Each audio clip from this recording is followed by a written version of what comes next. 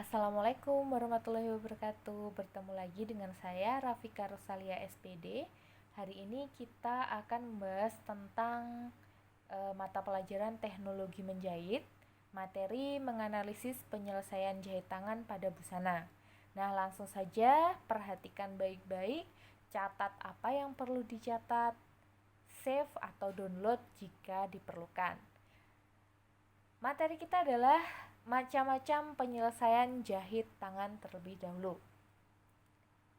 Macam-macam penyelesaian jahit dengan tangan dibagi menjadi 3. Ada yang pertama, penyelesaian kelim, kemudian yang kedua, penyelesaian lubang kancing, dan yang ketiga adalah pemasangan kancing. Langsung saja, penyelesaian kelim.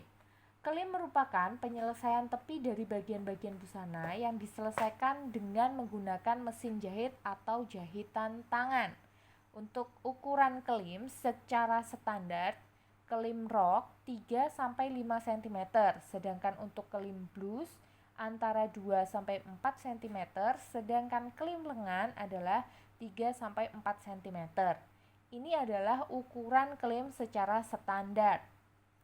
Lanjut, secara garis besar, kelim itu ada 2 yang umum beredar di masyarakat, yaitu kelim dengan tusuk flanel seperti contoh gambar di sini terlihat ada bentuk tusuk flanel berupa garis segitiga ini.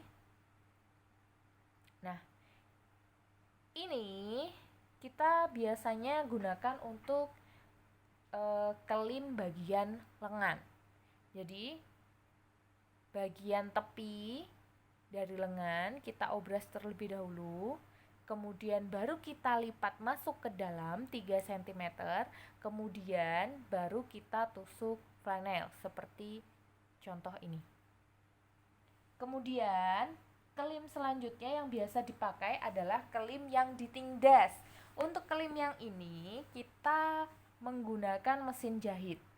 Untuk hasilnya dia lebih kuat, tapi untuk kerapiannya akan lebih rapi hasil jadi dari kelim yang dijahit tusuk flanel. Selanjutnya kita akan membahas tentang materi yang kedua, penyelesaian lubang kancing. Nah, biasanya untuk pembuatan lubang kancing itu ada 2 cara.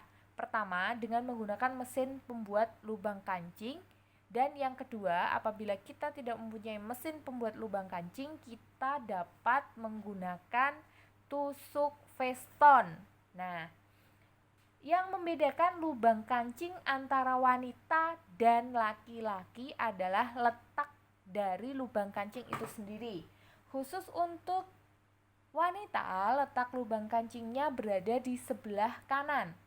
Sedangkan untuk laki-laki, letak lubang kancingnya adalah berada di sebelah kiri. Berikut adalah cara membuat lubang kancing terlebih dahulu. Pertama, kita buat garis dulu, ukuran kancingnya berapa senti.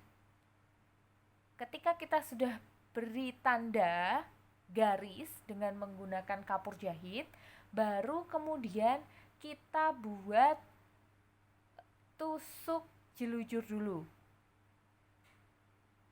Ketika sudah ada tusuk jelujur, baru kita lanjutkan dengan menggunakan tusuk veston seperti ini. Jadi menyambung. Nah, ini ke sini, ini ke sini, ya ke sini, ke sini, ke sini hingga akhirnya berkeliling dan jadi. Jangan lupa bagian akhir untuk dikunci. Next, selanjutnya kita akan membahas tentang kancing. Kancing yaitu digunakan untuk menutup belahan pada pakaian agar pakaian tersebut mudah dipasang atau dibuka. Kancing juga bisa berfungsi sebagai hiasan busana. Macam-macam kancing. Pertama, kita akan membahas tentang kancing tekan. Kancing ini berukuran agak kecil yang terdiri atas 2 bagian. Satu bagian mempunyai tombol dan tipis Dan yang satu lagi mempunyai lubang tetapi tidak tembus sampai ke belakangnya. Kancing jenis ini ada yang terbuat dari besi ataupun stainless dan ada juga yang terbuat dari plastik. Cara memasang kancing tekan. Untuk kancing tekan kecil biasanya dipakai pada busana daerah yaitu kebaya Kartini. Cara memasangnya dengan menggunakan tusuk balut. Nah, ini untuk kancing tekan yang kecil. Sedangkan untuk kancing tekan yang besar dipasangkan pada bahan tebal yang biasanya menggunakan alat khusus yang bisa langsung menekan kancing dengan rapi. Tetapi jika kita tidak memiliki alat yang otomatis tersebut, kita dapat memasang dengan cara memukul palu. Dengan palu maksudnya.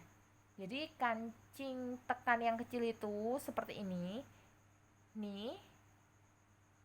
Biasanya digunakan pada kebaya wanita. Mungkin mbah-mbah di rumah atau yang masih punya mbah itu punya kebaya yang menggunakan kancing tekan seperti ini. Sedangkan yang di atas ini adalah kancing tekan yang besar. Kancing tekan yang besar ini biasanya difungsikan untuk celana jeans ataupun jaket. Lanjut, kancing bermata. Kancing ini sering digunakan untuk pakaian laki-laki dan sering juga disebut kancing kemeja. Bentuk kancing ini bulat dan memiliki lubang tempat memasukkan benang. Ukuran kancing ini pun beragam, mulai dari yang kecil, menengah, hingga besar. Ini merupakan contoh kancing bermata. Next, selanjutnya ini contoh kancing bermata. Untuk yang warna-warni, yang atas ada warna kuning, ada merah, pink maksud saya, hijau, itu adalah kancing bermata yang biasanya digunakan untuk wanita.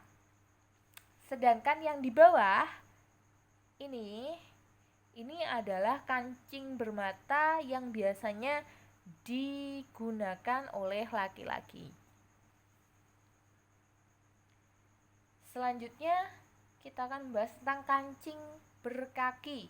Biasanya digunakan untuk pakaian wanita, baik sebagai hiasan maupun sebagai penutup belahan. Kancing ini banyak jenisnya, ada yang terbuat dari logam dan ada juga yang dibuat dari plastik. Bentuknya mempunyai kaki atau tempat memasukkan benang pada bagian bawah kancing.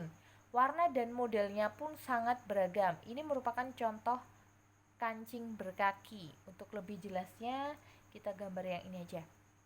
Nih, ini ada kakinya di bagian bawah. Jadi nanti benang bisa masuk, keluar masuk di kaki kancing tersebut. Untuk cara pemasangan kancing bermata dan berkaki itu sama cara pemasangannya, yaitu dengan menggunakan tusuk balut 2 benang. Bu, kalau kita pakainya 4 benang gimana Bu? Kan lebih cepat. Gak bisa. Yang benar adalah 2 benang. Plus ditambah dengan pemberian tambahan lilitan pada kancing bermata atau berkaki yang fungsinya adalah memperkuat kaki kancing. Jadi biasanya kalau kita beli secara online ataupun kita beli di toko-toko, kenapa kancing itu mudah lepas? Karena rata-rata ketika kita membeli di toko atau di online, kancing-kancing tersebut tidak ditambahkan lilitan pada bagian bawah sehingga mudah terlepas. Begitu bisa dipahami fungsinya memperkuat kaki kancing ya.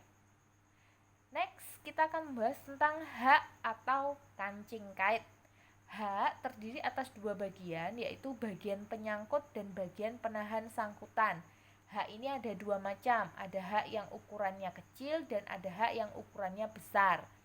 Nah, hak yang kecil adalah hak yang sering digunakan pada pengait bra, long torso, dan untuk penahan belahan yang dipasangkan pada akhir pemasangan zipper.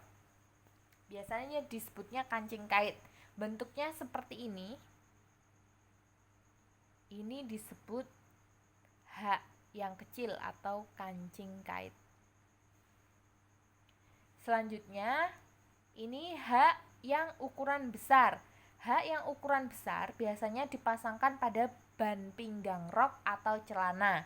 Hal ini ada yang pemasangannya dilakukan dengan cara dijahitkan dan ada juga dengan jalan ditekan. Khusus yang ditekan itu biasanya pada hak laki-laki.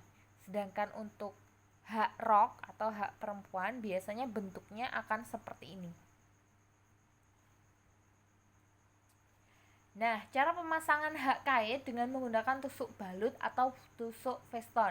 Jadi kita bisa memilih untuk kancing kait ini.